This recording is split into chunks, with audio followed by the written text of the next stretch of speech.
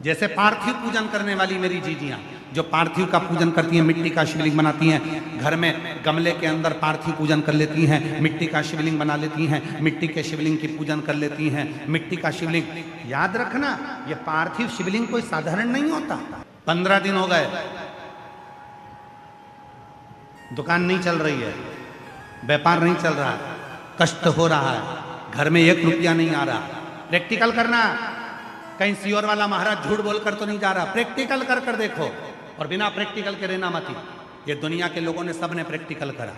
जिनका गर्भ नहीं ठहरा तो उन्होंने सफेद आंकड़े की जड़ का प्रैक्टिकल करा, जिनको नौकरी चाहिए थी उन्होंने बेलपत्र पर शहद का प्रैक्टिकल करा, सबने प्रैक्टिकल करा। तुम भी प्रैक्टिकल कर कर देखो। 15 दिन हो गए, व्यापार नहीं चल रहा, घर में कष्ट है, पैसे की आवक नहीं हो रही, कोई टेंशन सामने आकर खड़ा हो गया। 15 दिन लगातार रोज अपने गमले में मिट्टी को थोड़ा सा ऊंचा कर कर शिवलिंग बनाकर वहीं पर पूजन कर कर वहीं विसर्जन कर। उसी मिट्टी को विसर्जन करने से पहले थोड़े से शिवलिंग का पानी अपने घर के दरवाजे पर लगाना प्रारंभ कर। 15 दिन लगा, 8 दिन के अंदर लक्ष्मी का प्रवेश तेरे घर में होना प्रारंभ। प्रैक्टिकल जरूर करो, बिना प्रैक्टिकल के मत रहना कि सियोर वाला बाबा कहकर चले गए, यहां से सुना यहां से निकाल दिया, बचा था कपड़े में से झटकार दिया। नहीं, तुम्हें लगे 15 दिन हो गए, घर में आवक नहीं है, परेशानी चल रही है, अपने ही घर में जो भी पौधा हो, जो भी पौधा, उस पौधे की मिट्टी को थोड़ा सा उठाओ, पार्थिव शिवलिंग बनाओ, उस पे जल चढ़ाओ, पूजन करो, दीप लगाकर प्रार्थना कर कर उसी का थोड़ा सा जल अपने दरवाजे पर लगाओ और बाद में पार्थिव शिवलिंग को वहीं पर उसी गमले में ही विसर्जन कर दो। 15 दिन तक लगातार प्रदोष काल में कर कर देखिए, मेरा शिव ऐसी करुणा करेगा, 15 दिन के अंदर ही आपको खुशियां मालूम पड़ेंगी। अब थोड़ा ध्यान दीजिए,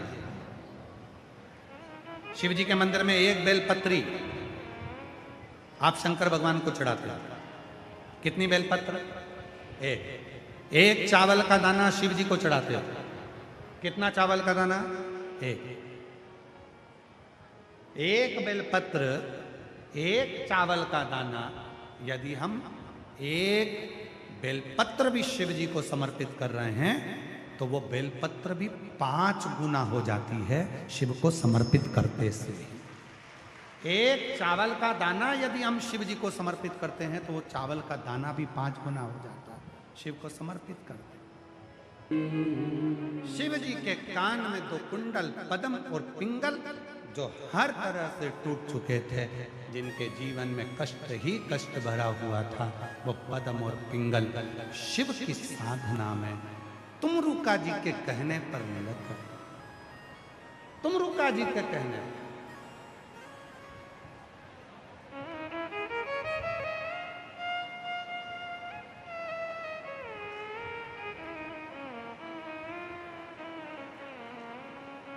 और ये कोई साधारण नहीं है। किसी शिव भक्त का जीवन में एक बार भी यदि आपने कहना माना, शिव साधना करना प्रारंभ करी, शिव भक्ति करना प्रारंभ करी, शंकर की उपासना करना प्रारंभ करी, उसका फल मिलता। कोई सच्चा मिले तो,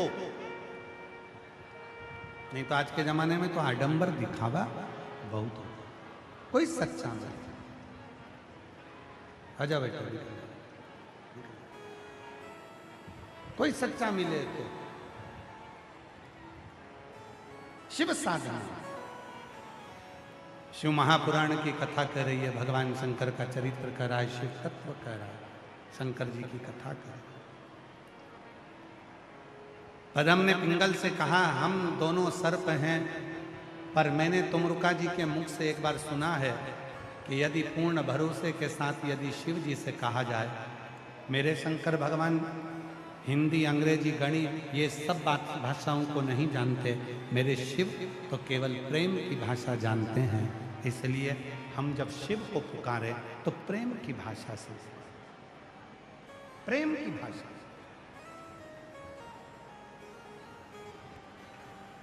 और वो प्रेम की भाषा कोई साधारण भाषा नहीं है। पदम और पिंगल ने भगवान शंकर को पुकारना प्रारंभ करा। एक वृक्ष की पंच वृक्ष, बड़का पेड़, आंवले का पेड़, पीपल का पेड़, बेलपत्री का पेड़, शमी का पेड़, ये वो वृक्ष हैं जिनकी छांव में बैठकर यदि भगवान शिव के मंत्र का उच्चारण करा जाता है तो वो मंत्र अपना एक कार्य करना प्रारंभ कर देता है, फल देना प्रारंभ। वो फल देना प्रारंभ। महाराज उच्चारण किया पदम और पिंगल ने और स्मरण किया शिव के नाम का उच्चारण।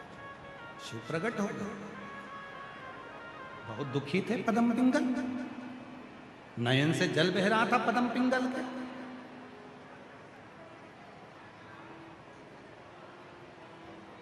शिव जी ने दोनों को अपने हाथों से उठाया, भगवान भोलेनाथ। और ध्यान देना शिव पुराण की ओर। दुनिया त्राण देगी, दुनिया अपशब्द कहेगी, दुनिया ताने देगी, दुनिया अड़ा टेढ़ा कहेगी, दुनिया आक्षेप लगाएगी, दुनिया गाली देगी, दुनिया ठोकर लगाएगी, पर घबराना नहीं। अगर शंकर जी के मंदिर में जाकर आप एक लोटा जल चढ़ा रहे हो तो एक दिन मेरा भोले बाबा तुम्हें अपने हाथ में जरूर उठाएगा। मेरा शिव आपको बल जरूर प्रदान करेगा। शिव बल देगा।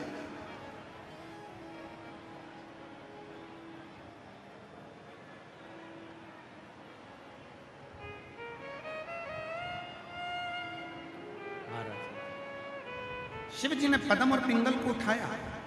नेत्रों से जल बह रहे थे पदम और पिंगल के, दोनों के नेत्रों से जल बह रहे, आंसू झड़क रहा है।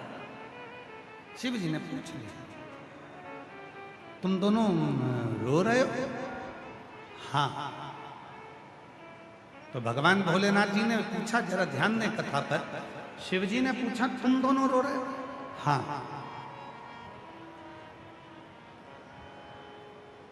तो शंकर भगवान ने पूछा कि तुम पहले भी तो रो रहे थे?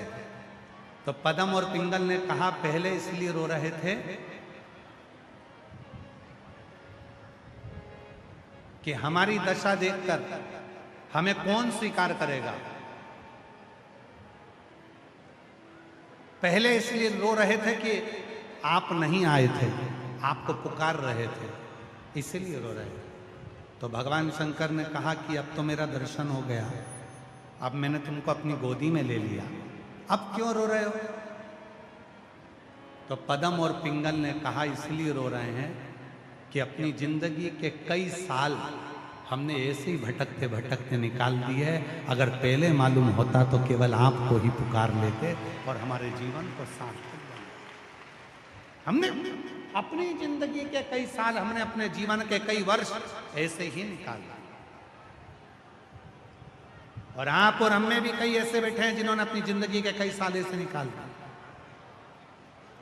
इधर भटके उधर भटके, कोई ने कहा वहां चले जाओ, वहां पर अपना दुख मिट जाएगा। कोई ने कहा वहां चले जाओ, वहां तुम्हारा दुख मिट जाएगा। कोई ने कह दिया वहां चले जाओ, बहुत बड़ा व्यक्ति है, तुम्हारे दुख को मिटा देगा। किसी ने कह दिया वहां चले जाओ, तुम्हारा दुख मिट जाएगा। कोई ने कह दिया वहां चले जाओ, तुम्हारा दुख मिट जाएगा। हमने ना जाने अपनी जिंदगी के कई साल ऐसे निकाल दिए।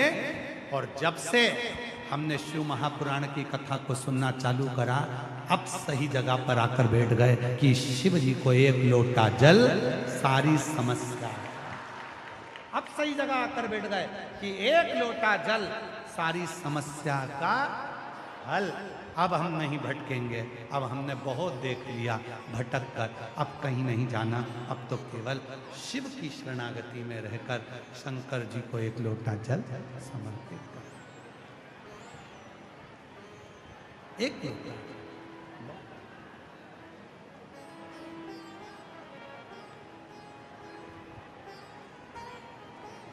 फिर नहीं जाना है। और फिर स्मरण में आ गया वो लाइन, बहुत बहुत दुखी होकर जो स्मरण किया है। बहुत ऐसे दयालु नाथ से रिश्ता बनाइए। महाराज बहुत भटक लिए, जहां तहां भटक लिए, जगह जगह चले गए, ना जाने कहां कहां जाकर अपने हाथ पैर जोड़ते रहे, पर अब नहीं, अब तो केवल मुझे तेरा ही सहारा है, मेरे भोले बाबा, मैंने तुम्हें ही पुकारा रे मेरे भोले बाबा। अब नहीं भटकना, अब तो केवल एक ही जगह, क्योंकि कहीं कब से खड़े झोली पसार, क्यों ना सुने तू मेरी पुकार। तुम तो खड़े हो गए, बस तेरा ही सहारा बाबा।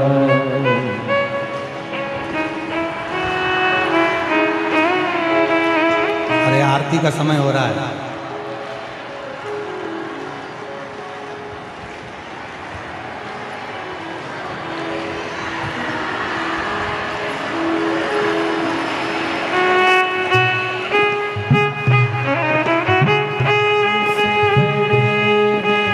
झोली पसार, क्यों न सुने